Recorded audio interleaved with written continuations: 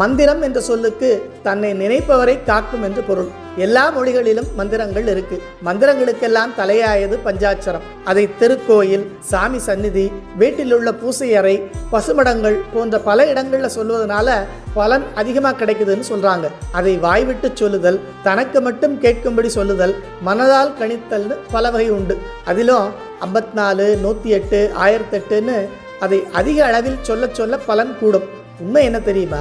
இந்த 5 எழுத்து மந்திரத்தை 1 வருடம் ஜபம் செய்த பலன் நம்ம திருநெல்வேலியில் ஒரே ஒரு முறை சொன்னாலே கிடைச்சிருது.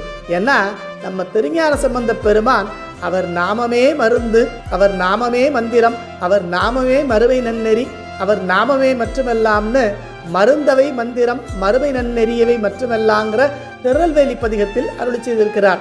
வேதத்தின் இதயமாக போற்றப்படும் ஸ்ரீருத்ரத்தை நம்ம திருநெல்வேலியில் 100 முறை ஜபம் செய்தவங்க ருத்ரஸ்வரூபமாகவே ஆயிடுறாங்களாம். இதை அந்நிய தலத்தில் ஓராண்டு அறையும் மந்திர பலன்கள் உண்ணும் இத்தலத்தில் ஓர்கால் உரைத்திடில் உண்டாம் என்றும் தன்னியர் இல்லாது ஓங்கும் சத உத்திரம் ஜபித்தார் பின்னர் வெம்பிறவி எய்தார் பிறங்கு உருத்திரரே ஆவார்னு வேணுவன புராணம் அகத்தியர் அர்ச்சனை சருக்கம் நமக்கு தெரிவிக்குது.